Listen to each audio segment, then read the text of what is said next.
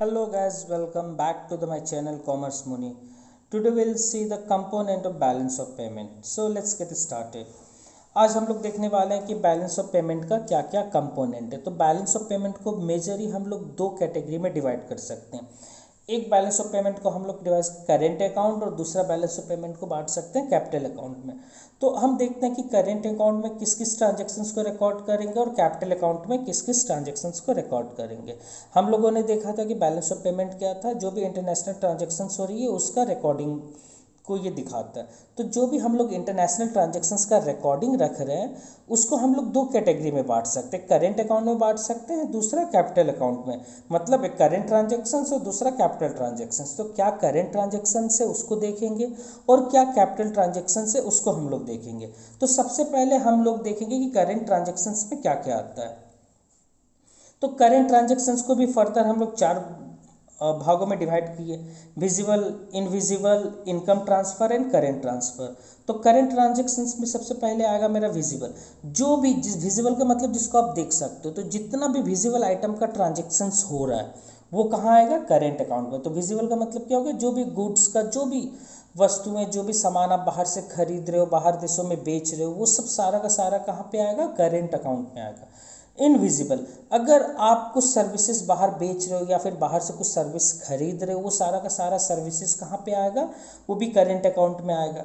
Income transfer, आपने बाहर कुछ इन्वेस्टमेंट किया है, तो इन्वेस्टमेंट किया है तो हर साल वहाँ से कुछ न कुछ इनकम होगा। आप मान के चलो आपने बैंकों में कुछ पैसा जमा किया, क्या भाई स्विस बैंक में आपके पास ब्लैक मनी बहुत था, बस ऐसे ही मैं बोल रहा हूँ कि ब्लैक मनी आपके पास बहुत था, नहीं है मुझे मालूम है। तो आपने क्या किया, आपके पास पैसा था, आपने स्विस बैंक में जमा कर दिया, तो भाई कुछ ना कुछ तो इंटरेस्ट हर साल मिलेगी। तो जो इंटरेस्ट आपको मिलेगी वो क्या होगी, आपके लिए इनकम हो गया। तो वो इनकम आपको मिल जा रही है, तो वो क्या हो गया, इनकम ट्रांसफ़र। तो जो भी इन्वेस्टमेंट आपने बाहर किया है, चाहे आपको उस पर इंटरेस्ट मिल रहा हो या फिर आप का सपोज करो ना, बाहर यूएसए में आपने एक फ्लैट लिया था और आप वहाँ रहते नहीं हो, आपने क्या किया, भाड़े पे लगा दिया। तो भाड़े पे लगा दिया तो आपको हर साल कुछ ना कुछ रेंट आने वाला है। तो जो रेंट आ रहा है, आप इंडिया में आ गए और आप वहाँ से रेंट रिसीव कर रहे हो, तो वो क्या हो गया, इनकम ट्रांसफ़र। तो वो भी करेंट अकाउंट में आएगा। तो नेक्स्ट आता है करेंट ट्रांसफ़र या फिर यूनिलैटरल ट्रांसफ़र। ये यूनिलैटरल ट्रांसफ़र क्या है, वन साइडेड ट्रांसफ़र। सपोज करो आपको कुछ गिफ्ट मिल गया, आपने फेसबुक पे किसी से दोस्ती कर लिया और फेसबुक पे जिस फ्रेंड से दोस्ती किया उस फ्रेंड ने आपको बर्थडे पे आपको कुछ गिफ्ट दे दिया, बाहर से भेजा। तो आपको गिफ्ट भेजा तो आपके लिए तो वन साइडेड ट्रांसफ़र हो गया ना, क्योंकि उसके बदले में तो आप कुछ दोगे नहीं।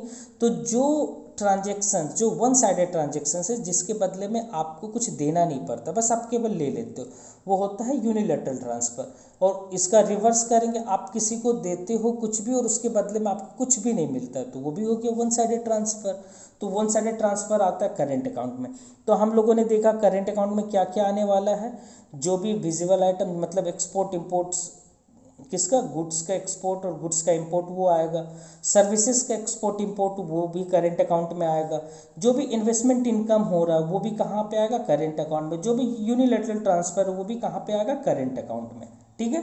तो करेंट अकाउंट में हम लोग ने देखा क्या, कि विजिबल आइटम का जो भी इंपोर्ट एक्सपोर्ट हो रहा है और इनविजिबल आइटम का जो भी इंपोर्ट एक्सपोर्ट हो रहा है वो यहाँ पे आएगा। इनकम ट्रांसफ़र भी आ गया, करेंट ट्रांसफ़र भी अपना यहाँ पे आ गया। तो विजिबल आइटम में एक्सपोर्ट और इंपोर्ट जो गुड्स का आप कर रहे हो उसको हम लोग बोल सकते हैं बैलेंस ऑफ ट्रेड। ठीक है, ट्रेडिंग गुड्स, गुड्स का ट्रेडिंग हो रहा है ना, तो गुड्स का जो ट्रेडिंग हो रहा है, एक्सपोर्ट जो इंपोर्ट जो भी कर रहे हैं उसको हम लोग क्या बोलते हैं, बैलेंस ऑफ ट्रेड। तो ये जो हमारा बैलेंस ऑफ ट्रेड है ये क्या हो गया, it's a difference between export of goods and import of goods, दोनों के डिफरेंस को क्या बोलते हैं, बैलेंस ऑफ ट्रेड। तो हमारा बैलेंस ऑफ ट्रेड जो है ये हमारा, इसको देखते हैं, ये बैलेंस ऑफ ट्रेड बीओटी को देखते हैं। ये बीओटी भी हमारा तीन कंडीशन में हो सकता है। सपोज अगर देखो, इंपोर्ट को मैं एम से ले रहा हूँ, एक्सपोर्ट को मैं एक्स से डिनोट कर रहा हूँ, ठीक है। इंपोर्ट को मैं एम से और एक्सपोर्ट को मैं एक्स से, ठीक है। Import export, import export. मान लो जितना आपका इंपोर्ट हुआ उतना ही एक्सपोर्ट हुआ, मतलब जितना आपने बाहर से खरीदा, सपोज करो आपने $50 का आपने सामान इंपोर्ट किया और एक्सपोर्ट भी आपने उतना ही किया $50 का। तो यहाँ पे देखो, जहाँ पे इंपोर्ट एक्सपोर्ट बराबर हो जाए उसको हम लोग क्या बोलते हैं, बैलेंस, उसको क्या बोलेंगे, बैलेंस बीओटी। लेकिन जहाँ पे आपका क्या है ना, इंपोर्ट कम है, एक्सपोर्ट ज़्यादा है, मतलब आप क्या कर रहे हो ना, आप कम खरीद रहे हो और बेच ज़्यादा रहे हो, तो इंपोर्ट जो है कम है और एक्सपोर्ट ज़्यादा है, तो उसको बोलेंगे सरप्लस बीओटी। उसको क्या बोलेंगे, सरप्लस बीओटी। जहाँ पे आपका क्या है, इंपोर्ट ज़्यादा है और एक्सपोर्ट कम है, उसको बोलेंगे डेफिसिट बीओटी। उसको क्या बोलेंगे, डेफिसिट बीओटी। तो ये एग्जाम में पूछ सकता है, ठीक है, कि बीओटी का क्या टाइप्स है। तो बीओटी का हम लोग 3 टाइप्स बताएंगे। एक बैलेंस बीओटी हो सकता है, सरप्लस हो सकता है, डेफिसिट हो सकता है। बैलेंस कब होगा, जितना एक्सपोर्ट हुआ उतना ही इंपोर्ट होगा, वो बैलेंस बीओटी हो गया। सरप्लस बीओटी क्या हो गया, जब आपका इनफ्लो, अगर एक्सपोर्ट करोगे तो उसको तो आप यहाँ पे लिखोगे, आपका इनफ्लो ज़्यादा है, सपोज करो 50 का, और आपका आउटफ्लो कम है, सपोज करो 30 का, तो ये कंडीशन क्या हो गया, ये सरप्लस कंडीशन हो गया। और ठीक इसका रिवर्स हो जाए, इनफ्लो कम है और आउटफ्लो ज़्यादा, वो डेफिसिट बीओटी कहलाता है। ठीक है, तो हम लोगों ने ये देख लिया बैलेंस ऑफ ट्रेड क्या है। इनविजिबल में देख लिया, it's a difference between export of services and import of services. Income transfer भी हमने देख लिया, करेंट ट्रांसफ़र भी हमने देखा। अब हम लोग आते हैं कैपिटल अकाउंट। कैपिटल अकाउंट को ही बोलते हैं फाइनेंशियल अकाउंट। ठीक है, तो कैपिटल अकाउंट को भी हम लोग आगे बांट सकते हैं 3 हेड में, मेजर 3 हेड, एक इन्वेस्टमेंट में, दूसरा बोरोइंग्स में, and third change in foreign reserve में। तो सबसे पहले हम लोग देखते हैं इन्वेस्टमेंट, मतलब जो भी इनफ्लो और आउटफ्लो इन्वेस्टमेंट के फॉर्म में हो रहा है। सब इन्वेस्टमेंट क्या हो सकता है, या तो आपका एफडीआई हो सकता है या फिर पोर्टफोलियो इन्वेस्टमेंट। तो एफडीआई का मतलब क्या हो गया, फॉरेन डायरेक्ट इन्वेस्टमेंट। इसको समझते हैं एफडीआई क्या है। सपोज करो ये ना, मान लो यूएसए और ये मेरा इंडिया। यूएसए ने क्या किया, वो एप्पल का, एप्पल जो मोबाइल फ़ोन कंपनी है, ठीक है, वो एप्पल का वो सेटअप इंडिया में करना चाहती है।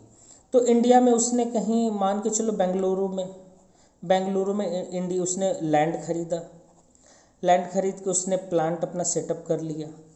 लैंड खरीदा, प्लांट सेटअप किया, फैक्ट्री बनाया, सब कुछ, एम्प्लॉय हायर किया, और उसने अपना प्रोडक्शन, एप्पल आईफोन का प्रोडक्शन स्टार्ट कर दिया। तो एप्पल आईफोन का प्रोडक्शन स्टार्ट कर दिया।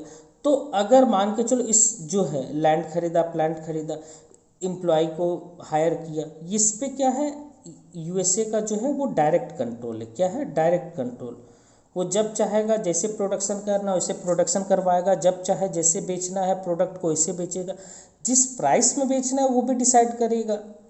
ठीक है, तो इसको बोलते हैं FDI, foreign direct investment. Foreign direct investment, ये क्या हो गया मेरा, एफडीआई।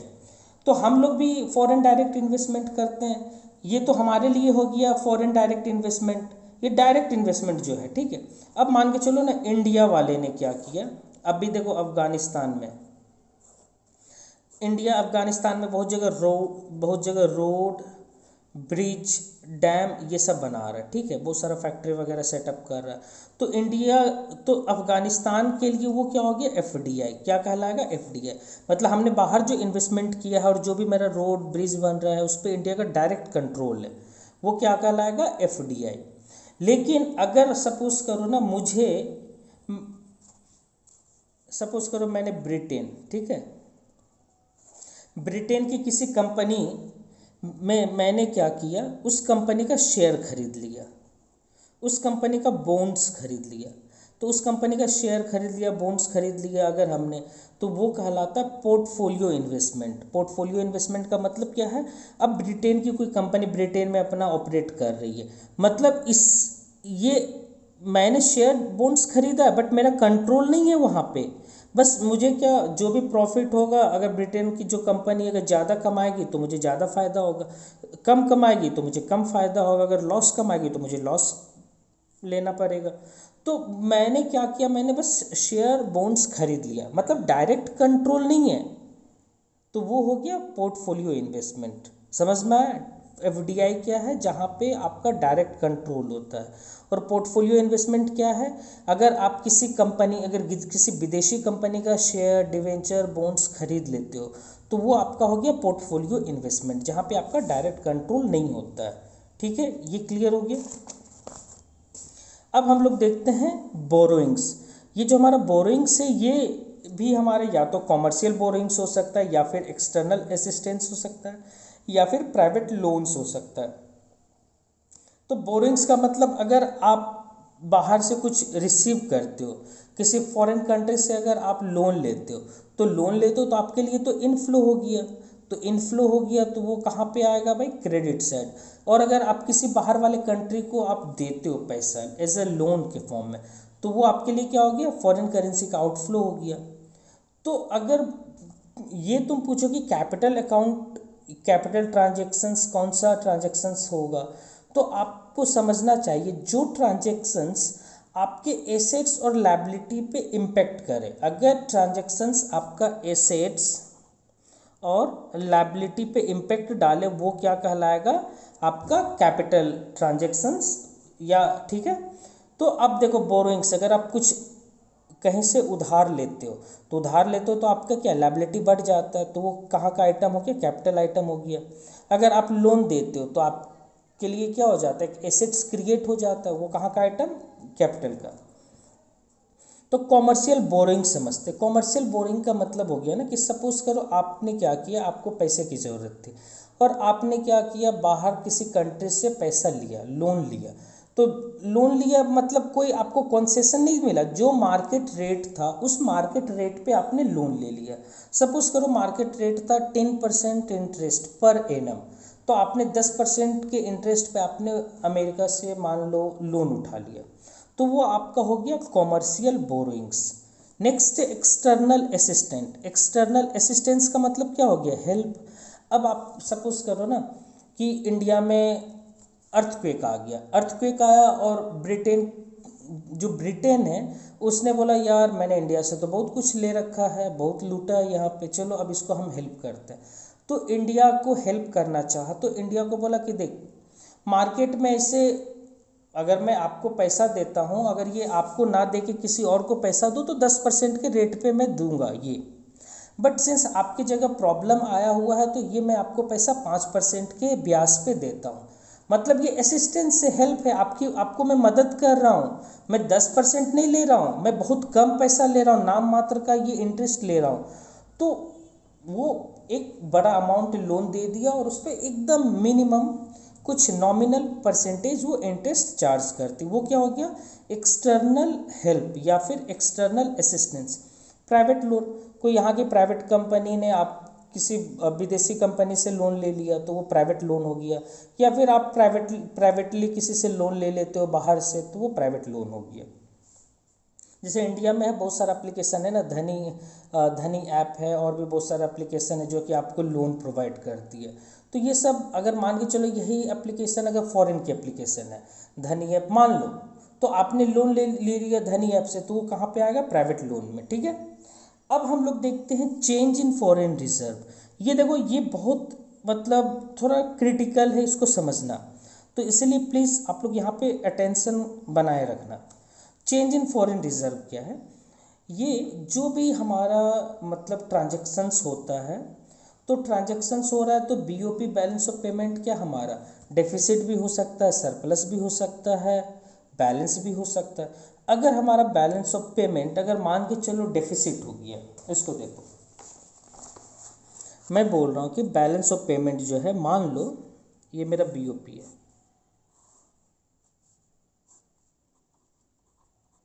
ठीक है, ये मेरा बीओपी है, मैंने रिकॉर्ड किया यहाँ पे ट्रांजैक्शंस रिकॉर्ड किया और पता चला मेरा ये बीओपी डेफिसिट में आ गया। मतलब इनफ्लो मेरा क्या है, मान लो टोटल इनफ्लो हुआ 80 और आउटफ्लो हो गया 100 का। कितने का, 100 का फॉरेन करेंसी का आउटफ्लो हो गया और इनफ्लो हुआ 80 का। तो मुझे कितना, 20 का और ज़रूरत है, 20 का आ रहा ना, मुझे 20 का और ज़रूरत है। तो होता क्या है, जो भी हर कंट्री में एक सेंट्रल बैंक होता है, अपना इंडिया में आरबीआई, और ये क्या करती है, ये फॉरेन करेंसी का कस्टेडियन, मतलब फॉरेन करेंसी का रिजर्व किसके पास होता है, आरबीआई के पास। तो सपोज करो ये 20 रुपया मुझे यहाँ पे क्या, मुझे 20 रुपया कम हो रहा है, 20 रुपया बोलो या डॉलर बोलो, $20 का कम ही आ रहा है, तो मैं क्या करूँगा, ये फॉरेन रिजर्व जो आरबीआई ने मेंटेन किया है वहाँ से मैं निकाल लूँगा। तो फॉरेन रिजर्व मैंने क्या किया, इसने जो आरबीआई के पास जो रिजर्व है ये ऑब्वियसली एक अकाउंट मेंटेन करता होगा ना, कि भाई मेरे पास क्या फॉरेन रिजर्व अकाउंट। तो मैंने यहाँ से कुछ अगर निकाल लिया, अगर बीओपी, क्यों, क्योंकि गवर्नमेंट रिकॉर्ड जो कर रही है वो क्या, balance of payment to deficit है। अब $20 का और ज़रूरत है तो वो क्या करेगी, आरबीआई से ही तो मांगेगी। तो आरबीआई ने अपने अकाउंट से $20 निकाल के यहाँ पे दे दिया। तो देखो $20 निकाल के कहाँ, बैलेंस ऑफ पेमेंट में वो आ गया। तो अब मुझे बताना, अगर कभी भी ये देखना, आप यहाँ पे इसको देखो, any withdrawal from reserve is recorded on the credit side and any addition to this reserve is recorded on the debit side. तो यहाँ पे मेरा डेफिसिट आया था ना, तो 20 मैंने क्या किया, रिजर्व अकाउंट से विड्रॉ कर लिया, विड्रॉ किया ना। तो अगर आप कुछ भी विड्रॉ करोगे तो वो किधर रिकॉर्ड होगा, तो हम वो तो बीओपी में क्रेडिट साइड ही रिकॉर्ड होगा ना, क्योंकि इनफ्लो हो गया ना बीओपी में, तब तो ये बैलेंस हो गया, इधर भी 100 इधर भी 100। और वही अगर मान के चलो आपका बैलेंस ऑफ पेमेंट सरप्लस दिखा रहा है, ये बीओपी है, आपका इनफ्लो 200 का, और आपका फॉरेन करेंसी का आउटफ्लो हुआ है 150 का, तो आपका कितना सरप्लस है, आपके पास कितना पैसा एक्स्ट्रा है, आपके पास 50 एक्स्ट्रा है ना, ये 50, तब तो इधर भी 200 इधर भी 200 हो गया, तो 50 आपके पास एक्स्ट्रा है। ये जो 50 एक्स्ट्रा है ये क्या करोगे, ये गवर्नमेंट क्या करेगी, ये $50 जो ज़्यादा आ गया वो क्या करेगी गवर्नमेंट, ऑब्वियसली आरबीआई के पास रख देगी कि हाँ ये आप रखो, क्योंकि गवर्नमेंट किसके पास रखती है, वो आरबीआई के पास रखती है अपना पैसा। तो वो क्या करेगी, ये जो एक्स्ट्रा पैसा आ गया वो क्या करेगी, फॉरेन करेंसी ये आरबीआई के पास दे देगी। तो अब देखो आरबीआई को, देखो आरबीआई के पास ये जो अकाउंट है फॉरेन रिजर्व, अब तो उसका फॉरेन रिजर्व क्या हो गया, बढ़ गया, फॉरेन रिजर्व तो इंक्रीज हो गया ना आरबीआई के लिए। लेकिन अगर कभी भी बीओपी में सरप्लस है तो हमने 50 निकाल के क्या किया, ऐड कर दिया फॉरेन रिजर्व में, जो हमारा रिजर्व था उसमें ऐड कर दिया। तो ऐड करने से क्या हुआ, बीओपी से 50 रुपया निकला ना, तो यहाँ से तो आउटफ्लो कहलाएगा ना। तो any addition to the reserve is recorded on the debit side, वही तो हुआ ना कि 50 का आपने डेबिट साइड किया, ये जो आपने इधर भेज दिया तो आपने तो डेबिट साइड ही तो रिकॉर्ड किया ना, कि जो पैसा आउटफ्लो हो गया। तो ये जितना चेंज हुआ 50 का चेंज हुआ ना फॉरेन रिजर्व, यहाँ पे जितना फॉरेन रिजर्व मान के चलो, पहले और भी था, यहाँ पे बहुत सारा मनी था, तो उसमें आपने कितना और दे दिया, 50 का एडिशन कर दिया, तो कितना चेंज हुआ, अभी तो 50 का ही चेंज हुआ ना। और तो जो चेंज हुआ केवल उसी वही बीओपी में रिकॉर्ड होता है, मतलब ये 50 ही केवल बीओपी में रिकॉर्ड होगा, ठीक है। ऐसा नहीं कि पूरा रिजर्व है वो भी बीओपी का पार्ट है, नहीं, जो चेंज हो रहा है, ठीक है, वो बीओपी का पार्ट है। अब देखते हैं, ये चीज़ आप हमेशा याद रखना, change in reserve is a financing item, मतलब बैलेंसिंग आइटम। ये जो है ना, मतलब अगर कभी सरप्लस डेफिसिट कुछ भी हुआ, ये क्या करता है, जैसे हम लोग अकाउंट भी बनाते हैं ना, तो अकाउंट बनाते हैं तो मान के चलो देखा क्रेडिट साइड मेरा 500 है और डेबिट साइड देखा 300 है, तो बैलेंसिंग करते हैं ना, बैलेंसिंग फिगर 200, तब तो दोनों तरफ 500 500 हो गया ना। तो यही ये जो है ये बैलेंसिंग या फिर एडजस्टमेंट हुआ। तो foreign change in foreign reserve क्या है, ये बस एक बैलेंसिंग आइटम है, ये बैलेंस करने के काम में आता है। अगर आपका बीओपी अगर हमेशा बराबर हुआ, जितना इनफ्लो आउटफ्लो के बराबर हो गया, तब तो उस समय आपको तब तो फिर आपको कुछ फॉरेन करेंसी फॉरेन ज़रूरत ही नहीं होगा। तो उस समय क्या होता है, कुछ भी आपका एडजस्टमेंट वहाँ पे कुछ भी नहीं करना होगा। तो आप हमेशा याद रखना, foreign change in reserve is financing item, balancing item in BOP. So change in reserve is recorded in the BOP not reserve, मतलब जो चेंज हो रहा है केवल आप उसको रिकॉर्ड करोगे, ऐसा नहीं पूरा रिजर्व जो आरबीआई के पास है वो आप रिकॉर्ड कर लोगे, ठीक है। तो ये आपका था component of balance of payment, ठीक है। अगर आपको वीडियो पसंद आया तो आप प्लीज़ लाइक करें, सब्सक्राइब करें, कमेंट करें एंड शेयर करें। Thanks guys, thank you for watching this video.